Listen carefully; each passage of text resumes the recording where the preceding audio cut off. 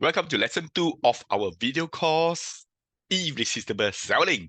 In lesson 1, we look at the law of attraction, and my late teacher, Mr. Bob Proctor, explained to us we need to control the thoughts, and we are attracted by certain thoughts, and those thoughts will become our paradigm, and that's how it will affect our body, our actions, and of course, it will affect our results in the end. That's right, in lesson 2, we shall look into some more details about the law of attraction and how can we apply that in our irresistible selling. So understand it is the law of attraction, not law of distraction. So attracted to what you want, right? So understand that you are either using the law of attraction or law of distraction. So example, this gentleman, he is not focused on what he wants. So this girl is able to use the law of attraction to distract him. So in sales, the law of attraction would mean you speak their language. That's right. You speak the customer language. The customer will have 3 languages, either their visual, their auditory, or their kinesthetic. So most people will have some kind of dominant modality. Some are more visual. For example, they like to see things. They say things like, I see your points.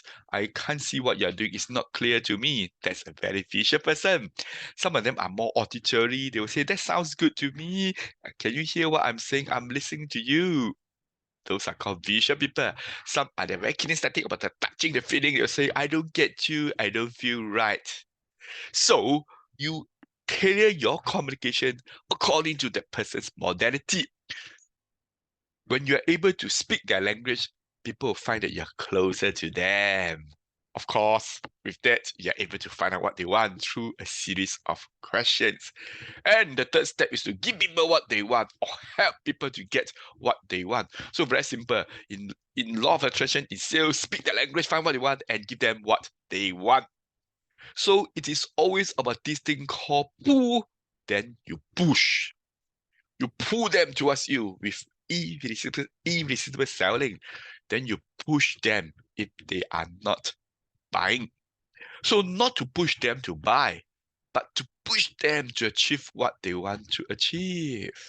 Understand that in sales, we are not really selling anything, right? We are only selling solutions to customers' problems. We are helping the customer to buy because sales is defined as professionally helping people to buy. So some sales trainer will tell you, don't be pushy. I will say, be pushy after you're done the pulling. Push them to achieve what they want to achieve, not push them to close a sale so that you can close a sale. So understand correctly, pull, then you push. The push is always in the interest of the prospect or customer. This is totally in line with the Sun Tzu or San Tzu Art of War. I have a video course called Leadership with the Sun Tzu Art of War and 36 Stratagems. You can actually enroll for the course, you can purchase the course easily. So the Art of War says that we should win without fighting, not win with fighting. So we need to create the conditions for us to win easily. So once you create the conditions, people will come and buy from you. So you will able to close a sale automatically with irresistible selling.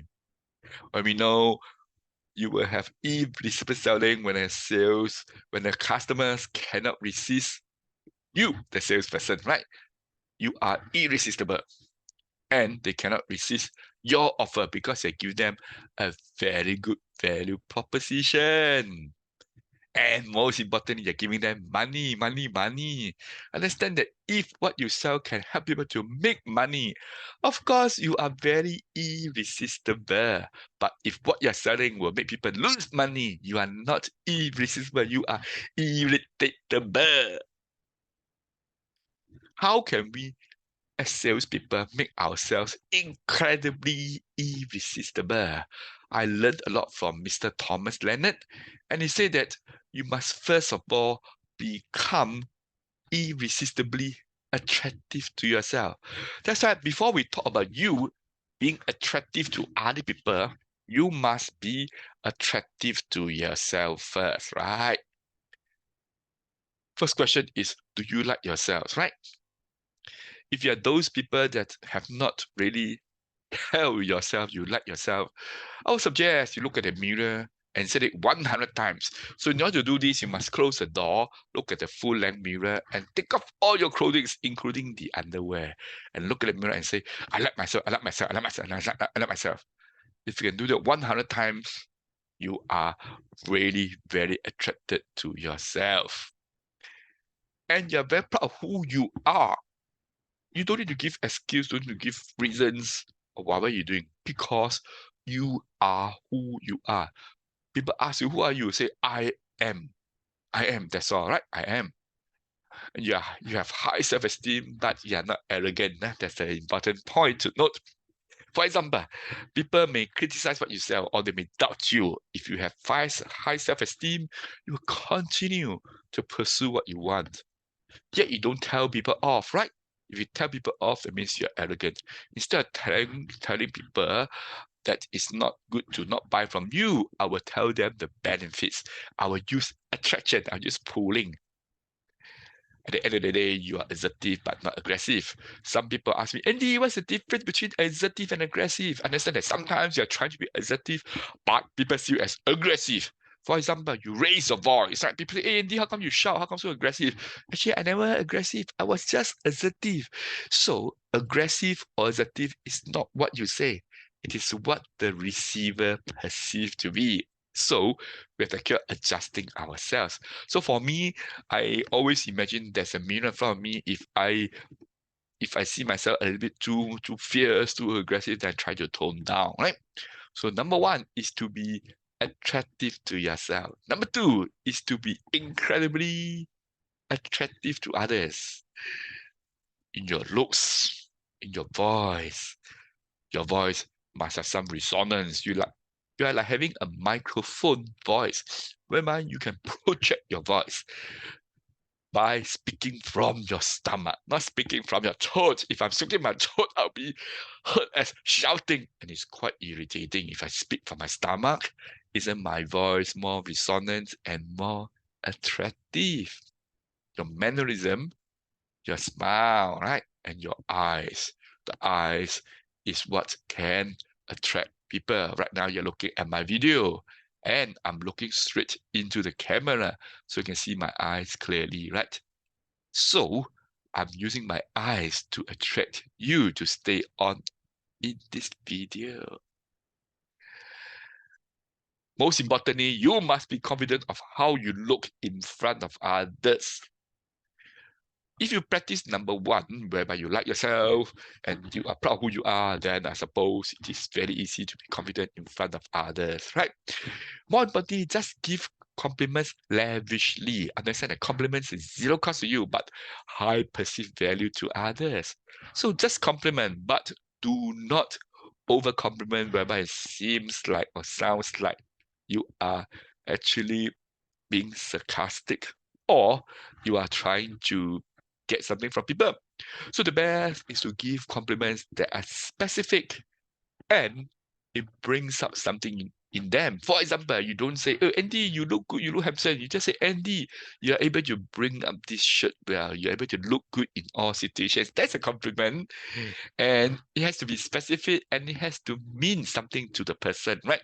So not general compliments like you're good, that kind of things has no value. And when you're able to do 1, 2, you're able to do number 3, able to affect others profoundly through awareness, being sensitive, being listening, and empathetic.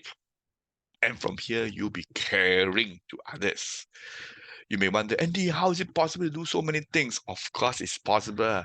You can be just a car park attendant and you can do number 1, 2, and 3 easily. Let's watch this short video called validation and you'll know what I'm talking about, right?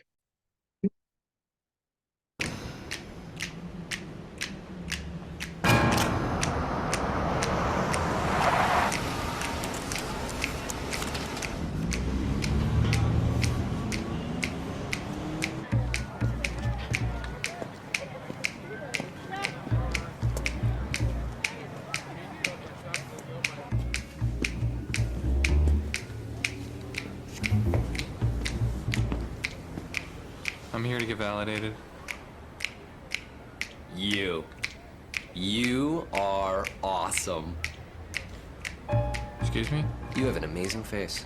You've got powerful features, man. Anyone ever tell you that? No. And listen, you look a little down. And it may seem like sometimes people don't understand you. But someday, man, someday, people are gonna see you for what you really are. You really think so? Absolutely. You are great. Need a validation, please? You are great, ma'am. You have amazing cheekbones. Really? Sir, yes. We have a situation. Where? 6 months over. What the hell's going on? You've been through it. You know. You've had so much life experience that other people don't appreciate, but you know. Bless you, dear. They're not patronizing the shops. They're just coming to see him. Oh, sir, you're in great shape. You work out? Not for long. I do actually, a bit. Yeah, thanks. Young man, we are running a business here, not a social club. That is a fantastic suit. It really flatters you. You think so? You guys work so hard. You are the backbone that keeps this place running. But I always felt like no one really appreciated us. Yeah, I mean, our jobs are so stressful, and it seems like most of the times people just don't see it. No, what you do is so important. You know, I bet the boss would love to meet you. You are great. You provide hundreds of jobs, sustaining hundreds of families. That's huge. That's so good to hear. Most times I feel like people don't recognize that. I'm just the big bad man on the hill. Not at all. You give. You know, I know some people who'd probably like to meet you. Mr. President, no matter what people say about you, you have still got a great golf swing. God bless you. You do. You have a fantastic mustache. I bet Burt Reynolds and Tom Selleck look at you and get envious. I'm not kidding. Thank you. You're welcome.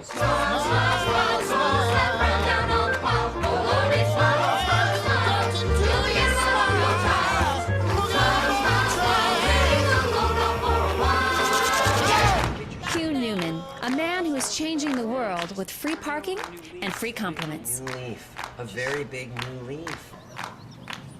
Your license is expired, sir. That is why you're great at what you do. You are so thorough. Really? You think so? Hugh, what is your secret? I just love to see people smile.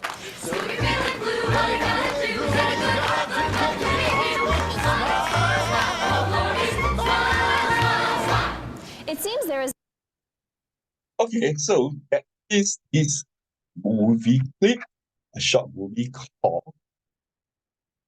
This short movie is called Validation, right? This short movie is called Validation. Continue and look at what other ways we can make ourselves incredibly irresistible. Number 4 is to market your talents shamelessly. That's right.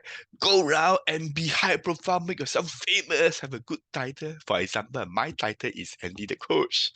And have repeat contacts. Means you keep on repeating your message to your contacts. Of course, don't be too frequent until they get irritated. So when, of course, we are like most people, we have weaknesses.